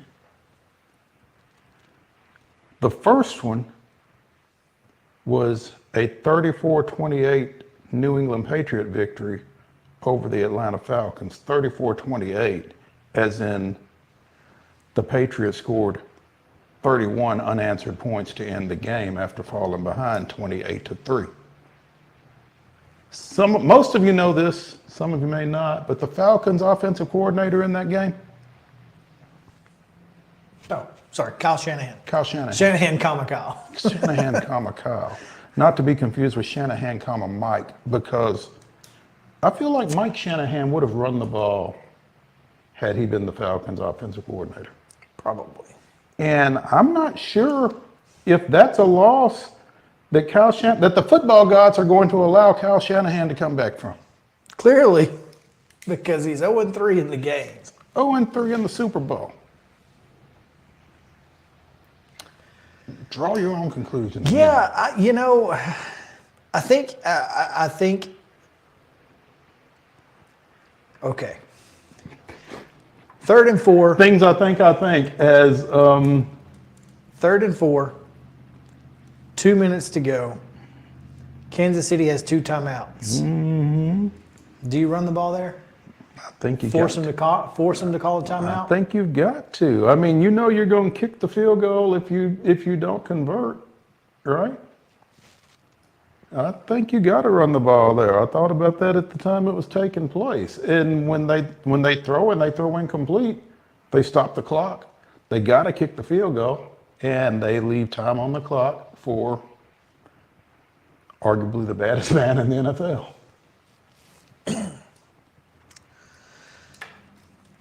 Speaking of great football movies, run the dang ball, Bert. If only Sandra Bullock could have given Kyle Shanahan a call. Anyway, I don't think Kyle Shanahan has his cell phone in his pocket during ball games. Probably not. Yeah. Somebody could have got the message to him. That's all I'm saying. But yeah, run the ball, run the football. Well, I mean, run the football. Again, if he'd have done it against the Patriots. This is my point. Run the football. Clearly, that's a foreign concept for him. Run the football. Anyway. Yep. Well, he needs one of those Vrabel hats. Run the damn ball. Run the damn ball. Yeah. After last night, Patrick Mahomes. Top blank quarterback of all time. Of all time? All time. Goodness. Well, here's the fallacy of that. Dan Marino is top X of all time, but he didn't win a Super Bowl. I think we fall victim to if you don't win a Super Bowl, if you don't win a championship, you are not as great. Football's a team sport. And sometimes we forget that. Yeah, and sometimes your teams don't allow you access to that stage. Correct. Yeah. I don't disagree. Where do you put Marino? Think about the era he played in and what he did. I think top 10. I think he's top 5. I think he's probably closer to 5 than he is 1. Mm-hmm. But I mean, clearly Brady. I don't know that I can rank them. Mahomes is solid. Top 10 ever. That's what we're talking about. Yeah. Ever.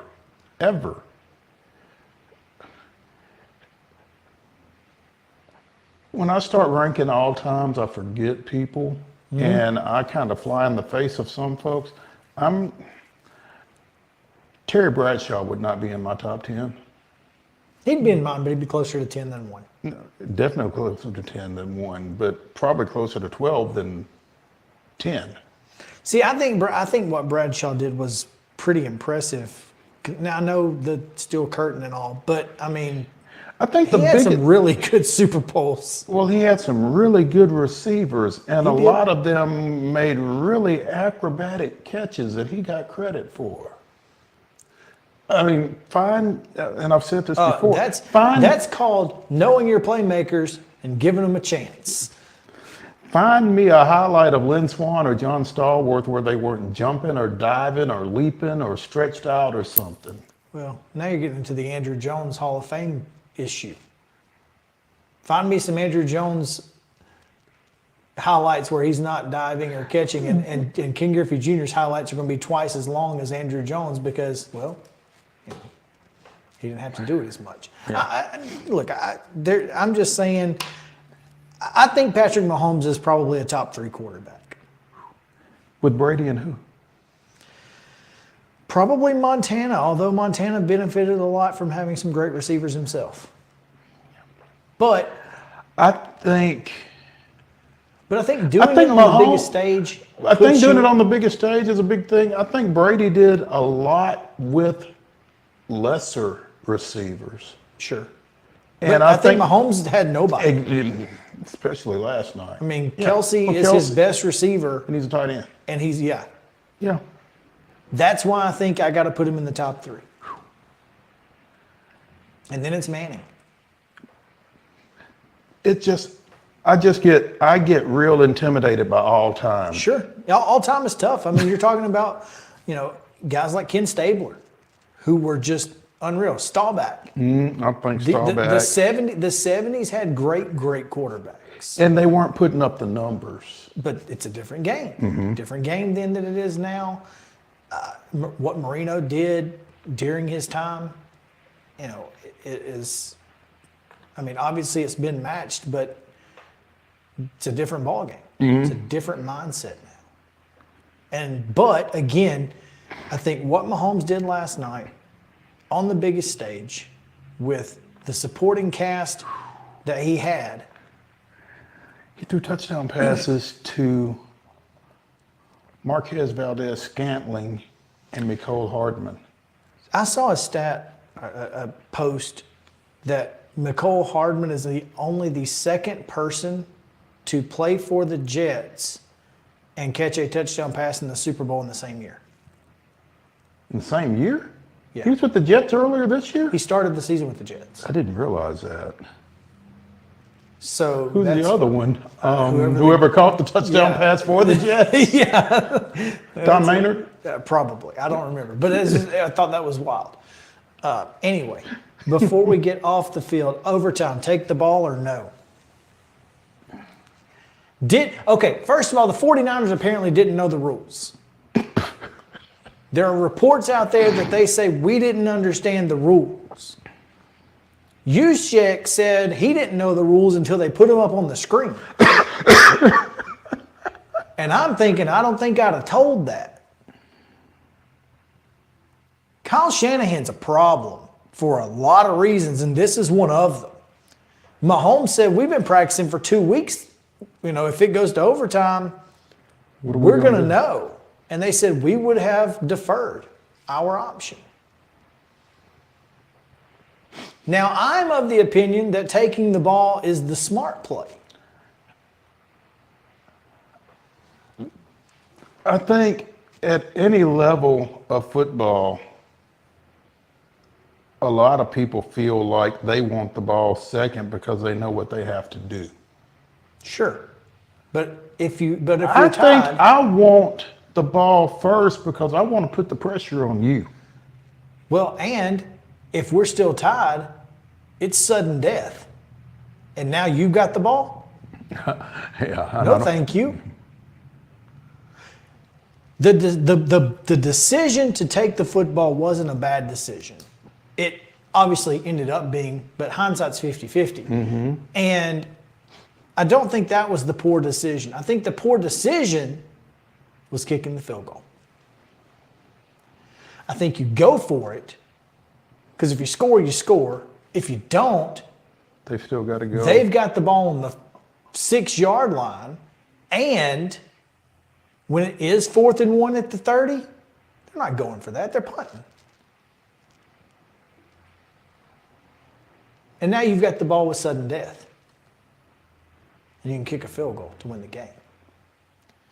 That's where I think the bad decision was not going for the touchdown. Coin flip, but yeah. But I understand both perspectives. I understand because, again, you're giving me an extra down. You give me, there's no decision making in the 4th down if I'm outside of field goal range. I'm going for it. So now I don't have to get 3 yards. I only have to get 2.5. And all the things that go with that. All right. So I get it. But anyway, I thought it was a fine decision to take football. I think they should have went for it on 4th down. Anyway. Fair enough. We need to take a break. Let's take a quick one, huh? Yeah, let's take a quick break, Mark, and 1 minute, please. come back for the final segment of Main Street Sports Today here, this Monday Mirror, brought to you by Mid-Tennessee Bone and Joint. We'll be back in just a second. 60 of them.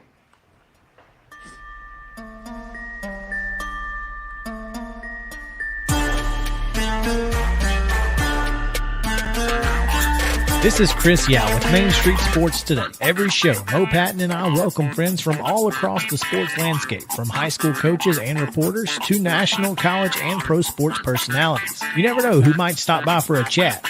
She's on Thinking Out Loud, presented by Regions, and Out of Pocket with Alyssa Lang. It is, in fact, Alyssa Lang. I'm a little nervous. I'm going to lower the bar for guests now. Oh, no. Like, apologies in advance. It sounds like SEC Commissioner Greg Sankey. You got that radio voice. I know. It's a good sound. Thanks for radio, too.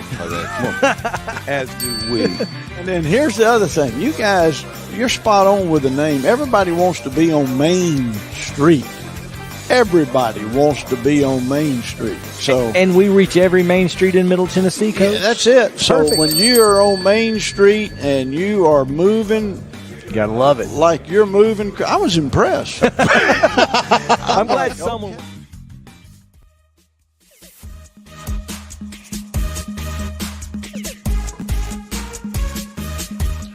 Final segment of the Monday Mirror here on Main Street Sports Today, presented by Mid-Tennessee Bone and Joint. I'm Maurice Patton. That is Chris Yao as we continue breaking down the Super Bowl.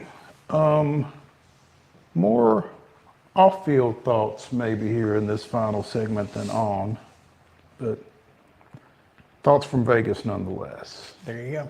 Yeah. What are your thoughts? What did you think of the score bug? You know, I saw that on the run of show, and I honestly do not remember it. I mean, it didn't have down and distance, which I know they show that on the field, I think. But now that you mention it, I do remember looking for down and distance on a couple of occasions, and it not being on the screen. It was very weird. Yeah, that was a little irritating too, to be honest. It was very, very unfortunate. Yeah. And two, I thought it was a little high on the screen. Well, anytime you've got something underneath it, I mean, it There's kind of usually obscures a little bit, but not much. Not that much, yeah. And the font, one, there's too much space between the team and the score.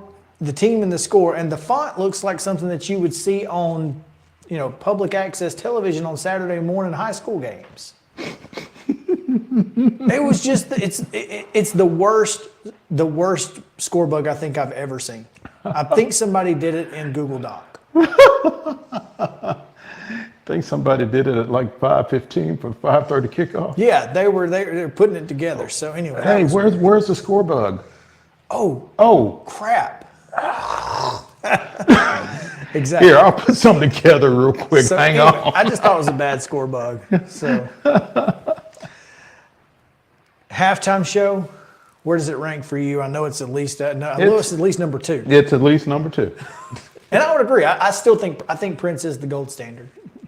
I think 07 was probably the best halftime show that I've ever seen. Can you make it rain harder? And it might be number 3, but that's only because I was 17 years old when Can I Have You Naked by the end of this song happened. Yeah, I mean, I kind of thought about that when Usher took his shirt off. It's like, this is not the first time we've seen this. Yeah. Oh, so this is okay, huh? But I will say, Jermaine Dupri, Ludacris, Alicia Keys, Lil Jon, he brought the All-Stars. Snoop did too a couple years, last year? Snoop and Dre, yeah. But to me, a Southern rap fan, it didn't get much better than that. I thought all the musical performances were great. ATL in the house, yeah. Exactly. I thought pregame, halftime, I thought everything was fantastic. I was disappointed in Reba. Yeah, because she went over. Well, she didn't just go over. Yeah, she blew it. She went way over. She tagged it though with "and the home of the brave," and then said "and the home of the brave" again. I was like, "Yeah, come on!" I was fired up. She was just locking up that over She for was. you. That's she all was. that I was. called Yeah. her. I saw a kid on TikTok who his mom was in the kitchen and said, "My daughter didn't know who Reba was, and my son described her as Dolly Parton's edgy little sister." And I'm like, that's actually... You know what? You know what? Okay. I kind of agree with that. I wouldn't. I mean, she's a single mom who works too hard and loves her kids and never stops. With gentle hands and the heart of a fighter. I'm a survivor. But I thought that was an interesting way. But yeah, I thought all the music was great. So 2 Friday nights ago, I came home from a basketball game, sat down, started doing some writing, turned the TV on, and there was a Reba marathon on CMT, and I watched like 4. It's hard not to. Yeah. She's got something else coming out. That's what they say. I'm looking forward to it. Absolutely. I'm here for it. Love some Reba. Oh, commercials. Any thoughts on commercials? Because I have two that were my favorite. The Pluto TV commercial, the couch potatoes. Okay, that was good. That was good. It wasn't one of my 2, but that was a good one. Good. Popeyes with the fried the chicken where he like from the future or whatever. That Who was that? Cannot remember. I can't remember now either. Finally Wings. Yeah. Which I'm kind of excited about. I don't remember who it was. Kim Jong? Yes. Yes. And Dunkin' Donuts. Or Dunkin'. With Ben Affleck and Mark Wahlberg. I recognize Wahlberg. I didn't recognize everybody that was in that, but yeah. Well, who's crap. Who's his friend? Affleck's. He's always in the same movies. Good Will Hunting. Anyway, he says, how do you like them donuts? Instead of how do you like them apples from Good Will Hunting? And I lost it. Because that is my favorite line of any movie ever. Hey, do you like apples? Well, I got her number. How do you like them apples? It's one of my favorite lines of any movie in the history of time. But those are my two favorites. I don't remember what the ad was that Carl Weathers was in, but that was really cool. That was the FanDuel make or miss, and clearly they had shot that prior. Yeah, and so when I saw it, I was like, how did you watch it live? Wow. So that one was kind of weird. Yeah, just a little bit. What'd you think about Like a Good Neighbor? That was funny. And Danny DeVito? That was great. Anyway, I thought those were good. There was a Volkswagen commercial that was kind of cool because it went back to the start. And Matt Damon, that's it. There we go. Yeah, I never would have come up with that. Sorry. Yeah, the Volkswagen commercial was good. Although I did think it was weird that they went back to like before 18, whatever it was, like 60 something. Like the end of the commercial was before the beginning of it. It was very weird. I didn't understand. Yeah, it was weird, but it was cool seeing the old Volkswagens. So it was fun. It was. The ball game was fun. As I was saying to somebody as I was coming in, I'm just glad it was a good game. So. Amen. Yeah. Amen. All right. That's going to do it for this Monday Mirror edition of Main Street Sports Today, presented by Mid-Tennessee Bone and Joint. Be sure and join us back here. Well, join me back here in the Lee Company studio tomorrow, along with Wade Neely. We'll get you through Tuesday. Talk to you then.